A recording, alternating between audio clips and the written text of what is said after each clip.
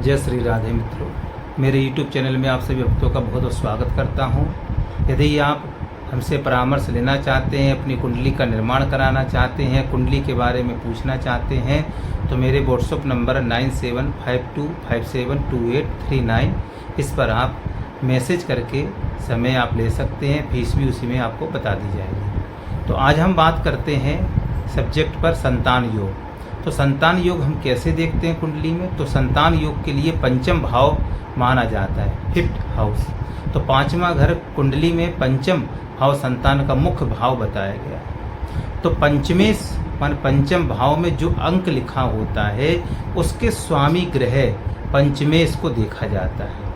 यदि पंचमेश केंद्र में है, पंचमेश माने यदि आपके पंचम स्थान पर पंचम भाव में यदि आपके 4 नंबर लिखा है या 5 नंबर लिखा, तो 4 नंबर का जो स्वामी होता है पंचमेश होता है वो चंद्रमा होता है, और 5 नंबर लिखा है उसका स्वामी होता है सूर्य। तो पंचमेश इसे कहा जाता है।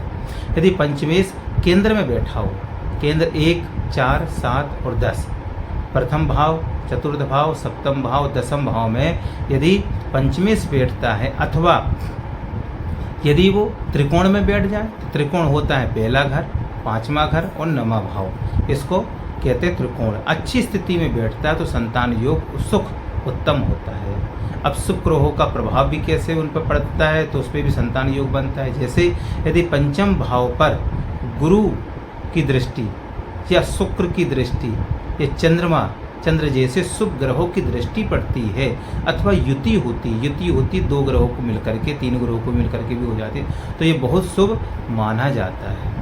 अब बात करते हैं बृहस्पति और अन्य कारक ग्रह उस पंचम भाव में कैसे संतान कारक में कैसे देखते हैं। दूसरा भाव कि ज्योतिष में गुरु को संतान का कारक माना जाता है।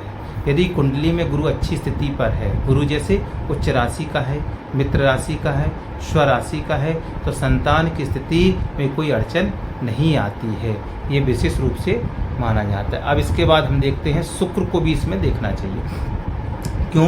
क्योंकि शुक्र प्रजनन और शारीरिक क्षमता का कारक माना जाता है, तो इसकी शुभ स्थिति भी संतान प्राप्ति में बड़ा ही महत्वपूर्ण योग देती है।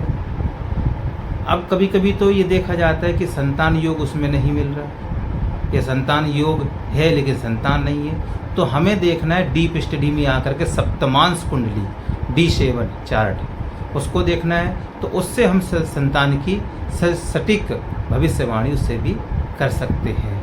तो यह संतान के स्वास्थ्य के लिए भी है, संख्या के लिए है, और भविष्य के बारे में भी सप्तमांश कुंडली देखी जाती है।